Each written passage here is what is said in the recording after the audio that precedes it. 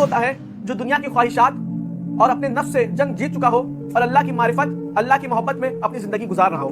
وہ ہو تو دنیا میں لیکن اس کا خیال ہمیشہ اپنے رب کی طرف ہو. جناب بادشاہوں کے نیتاؤں کے درباری بن جائیں، نیتاؤں کے ایجنٹ بن جائیں، خود کو صوفی کہہ رہے ہیں کہ ہم صوفی والے ہیں، محبت پھیلانے والے ہیں، بادشاہوں کی جھوٹی تعریف کریں، ان کے قصیدے پڑھیں، ان کے درباری. تو پہلا کام ہمارا ہوتا ہے کہ خادم کو ڈھونڈیں.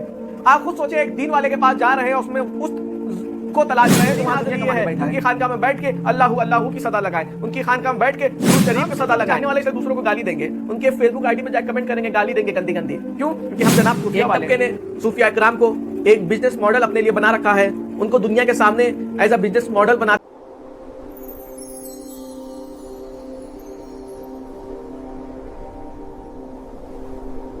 اعوذ باللہ من الشیطان الرجیم، بسم اللہ الرحمن الرحیم. شروع اللہ کے نام سے جو نہایت ہی مہربان اور رحم کرنے والا ہے. والصلاۃ والسلام علیکہ سیدی یا رسول اللہ صلی اللہ تعالیٰ علیہ وسلم، اور درود و سلامتی ہو سرکار محمد مصطفیٰ صلی اللہ تعالیٰ علیہ وسلم اور ان کی آل پر. بھی لوگ میری یہ ویڈیو دیکھ رہے ہیں، میں نے اپنا نیا یوٹیوب چینل جس کا نام الوانی صوفیہ کلرز آف صوفی یعنی صوفیوں کا رنگ سے شروعات کی ہے. آج کے دور میں صوفیوں کے تعلق سے لوگوں نے کچھ مسکنسپشن اور کچھ لوگوں نے اپنے طور پہ کنسپشن بنا رکھا ہے کہ صوفیہ کرام اس طرح ہیں، صوفیہ کرام اس طرح ہیں. کچھ لوگوں نے صوفیہ کرام کو فقط کرامات بیان کرنے کے لیے، ان کی کرامات پہ نعرے لگوانے کے لیے رکھ دیا ہے. ان کے لیے صوفیہ کرام فقط کرامات بیان کرنے کے لیے ہیں. حالانکہ اگر دیکھا جائے آج سائنس نے اتنی ترقی کر لی ہے اور بہت سارے جگہ ٹریننگ دی جاتی ہے، برین کو پاورفل بنایا جاتا ہے، جہاں پہ ایک 15 سال کا بچہ بھی آنکھ میں پٹی باندھ کے پڑھائی کر سکتا ہے بنا دیکھے. وہ چاہے آنکھ بند کر کے چھو کے کلر بتا سکتا ہے چیز کا. وہ تاش کا پتا چھو لے تو بتا دے کہ تاش کا پتا کون سا ہے. وہ چاہے تو آنکھ سے چمچ ٹیڑھا کر دے. وہ بنا بات سنے ہوئے دماغ پڑھ کے اس کی بات جان لے. یہ سب بہت ساری ویڈیو سوشل میڈیا پہ بھی آتی ہے اور یہ ایک پراپر سٹڈی ہے. جاتا ہے مائنڈ ریڈنگ کے نام جانا جاتا ہے. مائنڈ کو پاورفل بنایا جاتا ہے. اور اس کا ورک کیا ہوتا ہے؟ یہ مائنڈ کو پاورفل بناتا ہے، مائنڈ کو طاقتور بناتا ہے اور مائنڈ کو اتنا چارج کر دیتا ہے کہ مائنڈ بنا دیکھے پڑھ لیتا ہے، مائنڈ آنکھ سے چمچ ٹیڑھا کر دیتا ہے، مائنڈ بنا بات سنے مائنڈ دوسرے مائنڈ کو ریڈ کر لیتا ہے. اور اس کا سمپل وے آف ٹریننگ ہے میڈیٹیشن. وہ الگ الگ طرح کی بچوں کو، لوگوں کو میڈیٹیشن کراتے ہیں جس سے ان کا مائنڈ چارج ہوتا ہے اور ان کو یہ پاورز آتی ہے. تو ایک نارمل انسان جس کے پاس مائنڈ ہے اس سے میڈیٹیشن کرا کے اس کو اتنا پاورفل بنایا جا سکتا ہے. تو صوفیہ جن کا میڈیٹیشن ہی اللہ اللہ کی صدا ہے، جن کے میڈیٹیشن ہی درود و سلام ہے، جو دن بھر ان کی صبح اللہ اللہ سے ہو، جن کی رات اللہ اللہ سے ہو، تو ان کا مائنڈ کتنے پاورفل ہوگا. یہ تو ایک سمپل تھیوری ہے. جن صرف دماغ والوں کے پاس اتنی پاور اللہ نے دی ہے تو یہی دماغ کے ساتھ ایمان والے بھی ہیں. اور ایک طبقہ جس نے صوفیہ کرام کو اس طرح پریزنٹ کر دیا کہ جناب یہ شریعت سے آزاد ہیں، شریعت کے قانون ان پر لاگو نہیں ہوتے، یہ جو کر لیں وہ جائز ہے، چاہے شریعت اس کی اجازت دے نہ دے. ایک طبقہ ہے جس نے صوفیہ اکرام کی مزارات، ان کے آستانوں کو ایک پکنک سپاٹ بنا رکھا ہے، کہ گھومنے جانے کا سپاٹ بنا رکھا ہے، کہ وہاں گھومیں گے، گھوم گھام کے آ جائیں گے. صوفیہ اکرام کی تعلیم سے کوئی لینا دینا نہیں، ان کی مزارات آستانوں کو پکنک سپاٹ بنا رکھا ہے. ایک طبقے نے صوفیہ اکرام کو ایک بزنس ماڈل اپنے لیے بنا رکھا ہے، ان کو دنیا کے سامنے ایز اے بزنس ماڈل بناتے ہیں. ان کے آستانوں کو، مزارات کو میں اس بحث میں نہیں پڑھنا چاہتا، ان کو اس طرح پریزنٹ کیا گیا ہے کہ جناب یہ جھاڑ پھونک کرنے والے ہیں، یہ فلاں فلاں، وہ دنیا جانتی ہے. اور حالانکہ ٹی وی پہ ایک شو آتا ہے جس کا نام شارک ٹینک انڈیا کہتے ہیں، جس میں لوگ اپنا نیا بزنس لے کے جاتے ہیں اور جج بیٹھے رہتے ہیں. جج ان کے بزنس کو سنتے ہیں اور ان کو اگر بزنس میں انٹرسٹ ہوتا ہے، دیکھتے ہیں کہ یہ پروفٹ والا بزنس ہے تو وہ پیسہ انویسٹ کرتے ہیں. بہت سارے لوگوں کو پیسہ ملا اور کچھ لوگوں کو ان کو لگتا ہے کہ یہ بزنس لاس میں جائے گا، پیسہ نہیں دیتے. تو یہ جو صوفیوں کا بزنس کر رہے ہیں، اگر یہ چلے جائیں تو جج اپنی کرسی چھوڑ دیں، کیونکہ یہ ایسا بزنس ہے جس میں لاس ہی نہیں ہے، حالانکہ آخرت میں لاس ہے۔ ہم خود کو صوفی والا، صوفی جماعت والا، صوفی کو ماننے والا، صوفی کو چاہنے والا کہتے ہیں، لیکن ہم نے صوفیہ کرام سے کیا سیکھا، صوفیہ کو کیا جانا؟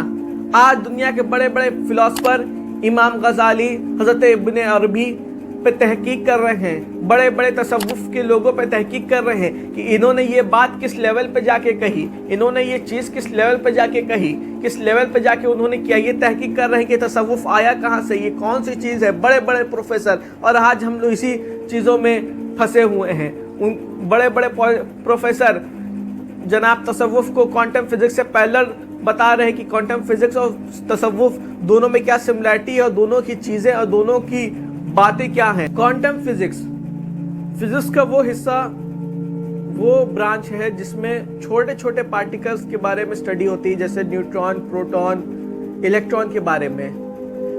کوانٹم فزکس کی ایک تھیوری ہے کہ جب دو پارٹیکل آپس میں جڑتے ہیں تو ان میں چاہے جتنا بھی گیپ ہو جائے وہ آپس میں جڑے رہتے ہیں، ان دونوں کے بیچ میں ایسا تعلق ہو جاتا ہے، کنیکشن ہو جاتا ہے کہ اگر ایک پارٹیکل پہ کچھ اثر ہو تو وہی چیز دوسرے پارٹیکل پہ بھی اثر کرتا ہے، اور سارے پارٹیکلز کہیں نہ کہیں کسی چیز سے کنیکٹڈ ہو، چاہے جتنا گیپ ہو۔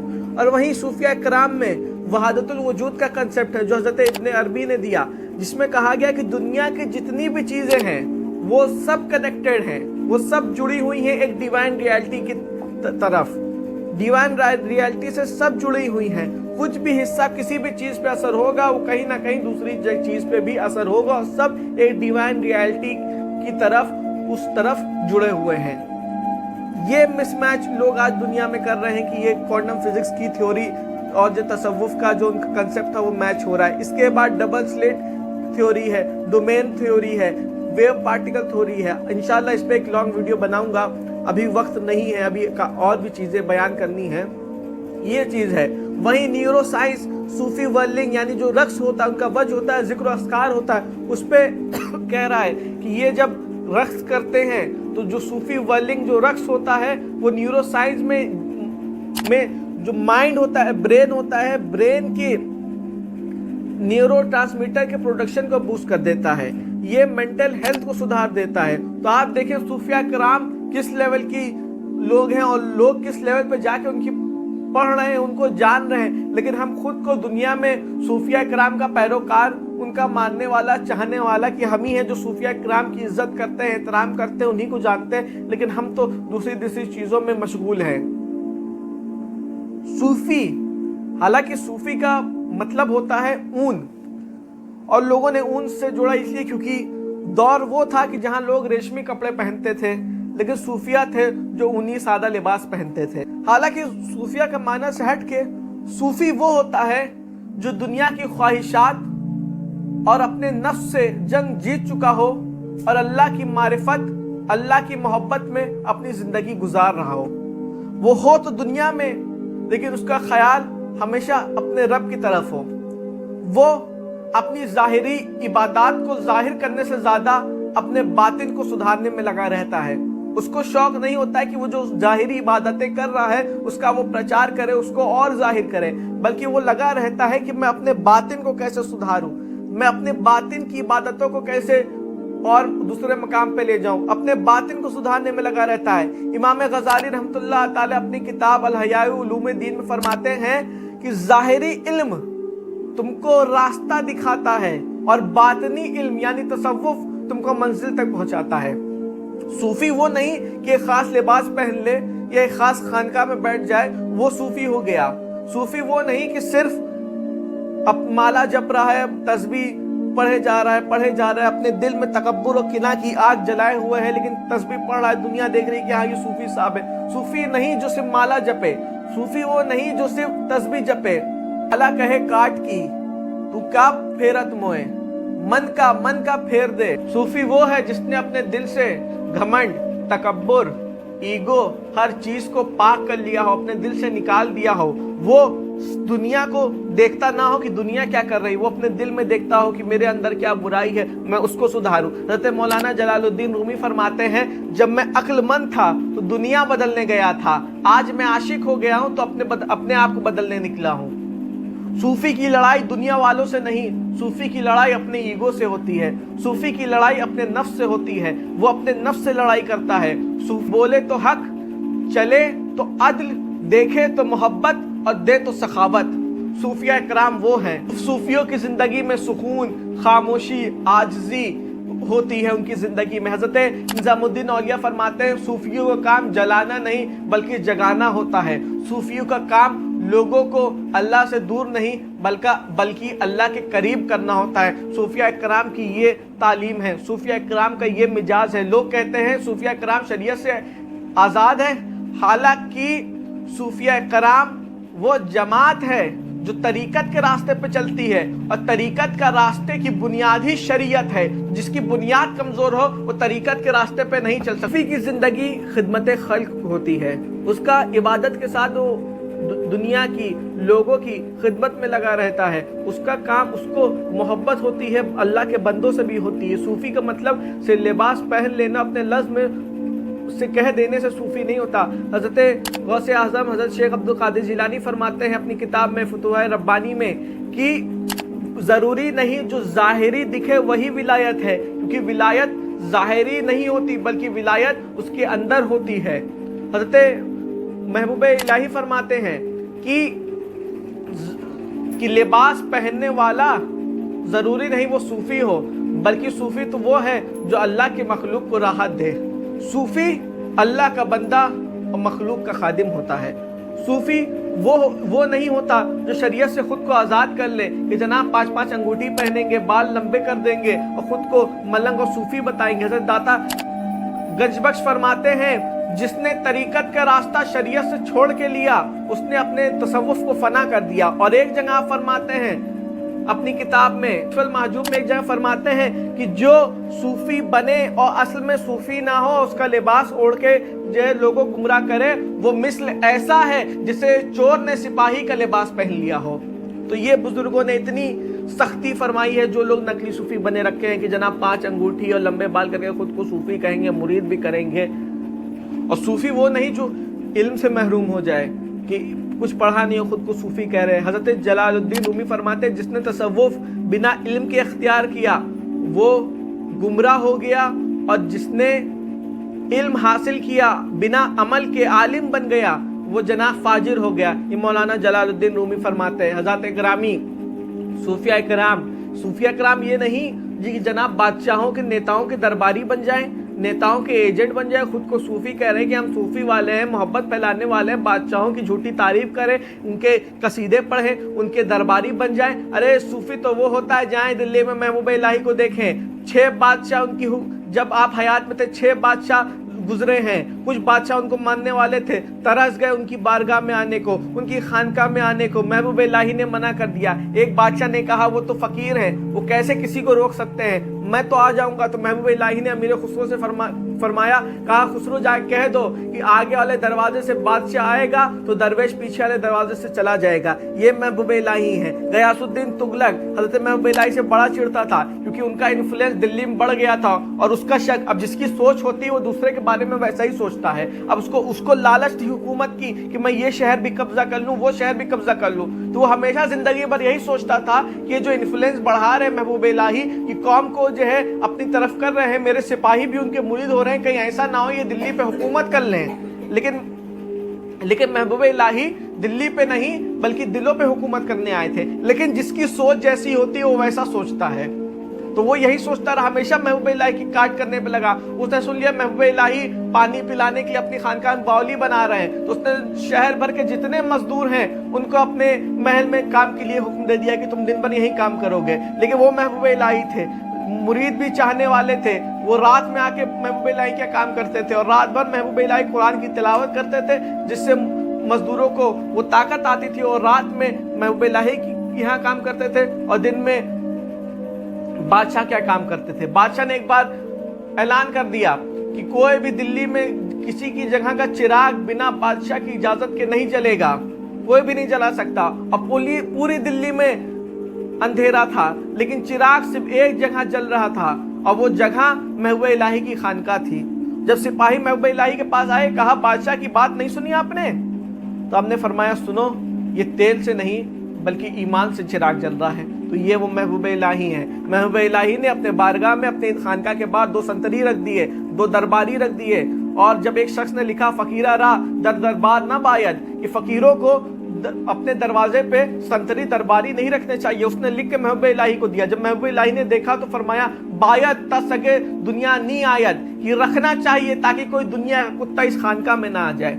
ये सूफिया इकराम है। हमने सूफिया इकराम को क्या बना रखा है कि जनाब खुद को जो निज़ामी, चिश्ती और पता क्या क्या कह रहे हो और बादशाहों के दरबारी बन जा रहे हैं। सूफिया इकराम ये नहीं है। सूफिया इकराम वो हैं जो मखलूक से जितना भी, जिस कास्ट का हो, जिस सिलसिले का हो, जिसका ताल्लुक चाहे काला हो, गोरा हो, चाहे गरीब हो, चाहे जिस जात का हो, सूफिया इकराम नहीं देखते। जिस तरह अमीर को भी देखते हैं उनकी खानका में बैठा, उस तरह वो गरीब को भी देखते हैं। वो ये नहीं करते कि तुम सेठ हो, तुम मेरे पर्सनल कमरे में मिलोगे, तुम गरीब हो, तुम बाहर खड़े रहोगे। वो नापसंद करते थे उन लोगों को जो दुनिया के लिए आते थे। बादशाह जिन्होंने दुनिया के लिए, दुनिया कमाने के लिए लोगों पे जुल्म किया, इसलिए महबूब इलाही उनसे दूर रहे। हम खुद को सूफिया किराम का मानने वाला, चाहने वाला, मोहब्बत करने वाला कहते हैं कि हम सूफियों से इश्क करते हैं, मोहब्बत करते हैं, कि हम फलां सिलसिले से मुरीद हैं, हम अशरफी हैं, नक्शबंदी हैं, सोहरवर्दी हैं, बरकाती हैं, कादरी हैं, फिरदौसी हैं, अबू उलाई हैं, मीनाई हैं। लेकिन हम इनकी तालीम से, इनके किरदार से, इनके अमल से, इनके अखलाक से, इनके जो अक़वाल इन्होंने मुरीदों के लिए कहे हैं, कि मुरीदों को जो उन्होंने नसीहत की है, वो हम महरूम होते हैं। हम इनकी बारगाहों में जाते हैं, किचौचा जाते हैं, अजमेर जाते हैं, दिल्ली जाते हैं, कलियर जाते हैं, कि हाज़िरी देने जा रहे हैं, हज़ारों रुपए खर्च करके ट्रेन, बस, कार, प्लेन से, जो हमारी सहूलत, हमारी हैसियत है, हम वहाँ पहुँचते हैं। पहुँचने के बाद सबसे पहला काम हमारा होता है कि खादिम को ढूंढें। आप खुद सोचे, एक दीन वाले के पास जा रहे हैं, उसमें उस को तलाश रहे हैं जो वहाँ दुनिया कमाने बैठा है। एक दीन वाले के पास जाने के लिए दुनिया वाले की क्या ज़रूरत? हम सोचते हैं कि नहीं, 10,000 की चादर चढ़ा देंगे, 15,000 की चादर चढ़ा देंगे।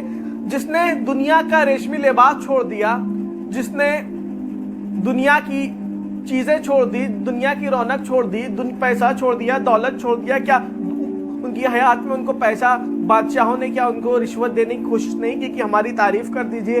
आपको महबूब इलाही को क्या उन्होंने ऑफर नहीं किया? क्या और लोगों को नहीं मिला? हज़रत मखदूम अशरफ जहांगीर सिमनानी तो पैदा बादशाह हुए थे, लेकिन उन्होंने सब छोड़ दिया। हम सोचते हैं कि हमारा काम हो जाएगा इनको चादरों की रिश्वत दे के, कि जनाब 10,000 की चादर चढ़ाऊंगा मेरा ये काम हो जाए, 15,000 की चादर चढ़ाऊंगा हमारा ये काम हो जाए। और फिर तलाशते हैं कि हमारा काम कैसे होगा, खादिम साहब को ढूंढेंगे। हमने खादिम को खादिम साहब बना रखा है, और जो दुनिया कमाने वहां बैठा है, हम उसके लिए दीन वाले के पास जा रहे हैं। दीन वाले के पास जाना है तो दीन का काम करके जाना है। हमें दीन वाले के पास जाना है तो सबसे बेहतरीन हाजिरी ये है कि उनकी खानकाह में बैठ के अल्लाहू अल्लाहू की सदा लगाएं, उनकी खानकाह में बैठ के दुरूद शरीफ की सदा लगाएं। जब उनकी इन चीज़ों पे, जिन्होंने अपनी ज़िंदगी अल्लाहू अल्लाहू में लगा दी, दुरूद शरीफ पढ़ते पढ़ते लगा दी, दीन मुस्तफ़ा पे लगा दी, तो जब हम वो चीज़ें करेंगे, उस बारगाह में जाके इबादत करेंगे, तब वो बुजुर्ग खुश होंगे, वो असली हाजिरी होगी। हम खुद को कहते हैं कि हम हजरत आए हैं, नजराना पेश कर रहे हैं कि ये चादर ये, लेकिन असल में उनकी बारगाह में नजराना ये है कि उनकी बात पे एक अमल कर लें कि हुजूर आपने इबादत को तरजीह दी, अब अगले साल आऊँगा तो साल भर तक मेरी एक नमाज नहीं छूटेगी, ये आपकी बारगाह में नजराना है। हुजूर आपने इखलाक, अच्छी ज़बान, खुश इखलाक वाला बनाने का हुक्म दिया था कि हमेशा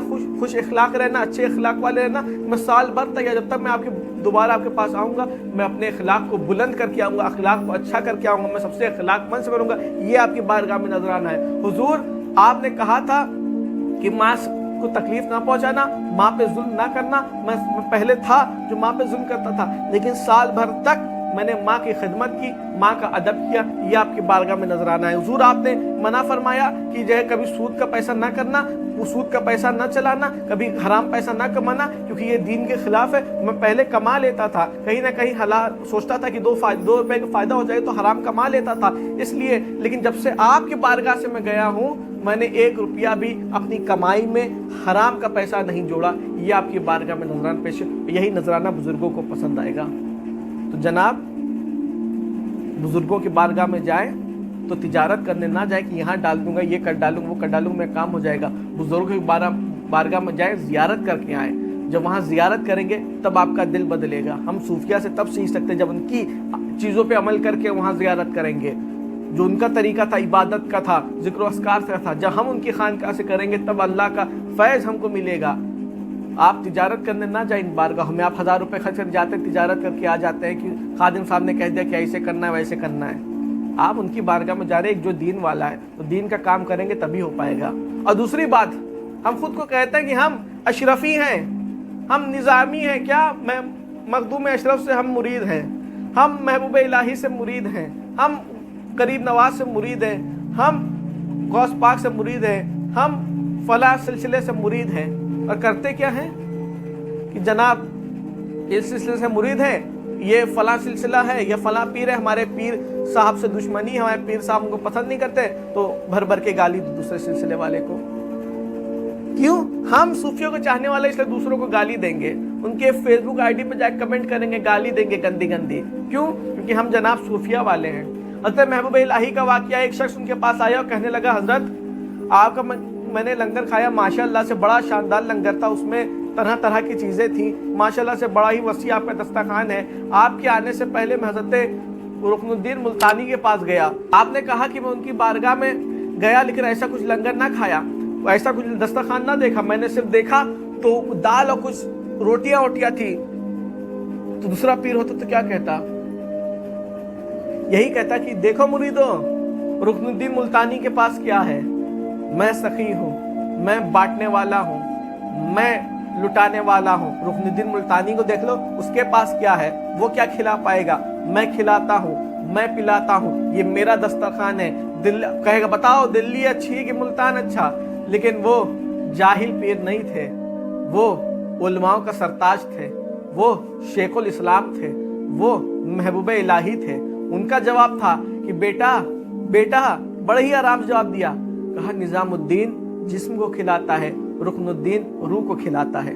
آپ سوچیں یہ ایک بزرگ کا دوسرے بزرگ کے لیے مریدوں کو تعلیم دینا کہ دوسرے بزرگ کے بارے میں کچھ نہ کرو۔ آج ہم سلسلوں کے نام پہ ایک دوسرے کو گالی گلوچ کر رہے ہیں اور خود کو سوچتے ہیں کہ ہم پکے مرید ہو گئے۔ آپ کریں، صرف محبت پھیلائیں۔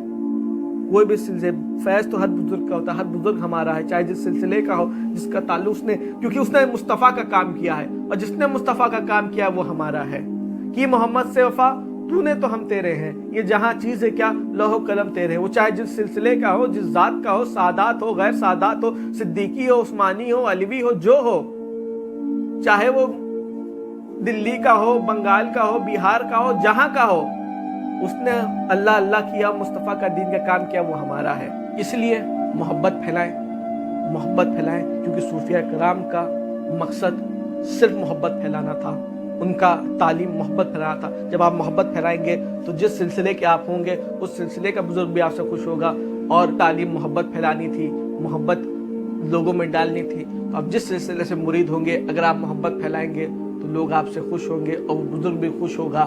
اپنی بات میں مولانا جلال الدین رومی کے اس شعر سے ختم کرنا، خاک دری مزار پاک، بجز مہ بجز عشق دیگر تخم نہ کریم، یعنی کہ اس دنیا میں دری خاک، اس دنیا میں جو ایک خوبصورت سا باغیچہ ہے، اس میں کچھ اور نہ بوئیں، صرف محبت اور کائنڈنس، صرف محبت بوئیں۔ یہ مولانا جلال الدین، اس چیز پہ ہم عمل کر لیں گے کہ اس خوبصورت باغیچے میں ہم صرف محبت کے بیچ بوئیں، نہ کہ فتنے فساد کے، تو انشاءاللہ تعالی یہ باغیچہ اور خوبصورت ہو جائے گا اور صوفیہ کرام کے ہم سچے ماننے والے ہوں گے۔ انشاءاللہ آگے بھی صوفیہ کرام کے تعلق سے اور بھی الگ الگ ٹاپک پہ انشاءاللہ ویڈیوز آتی رہیں گی۔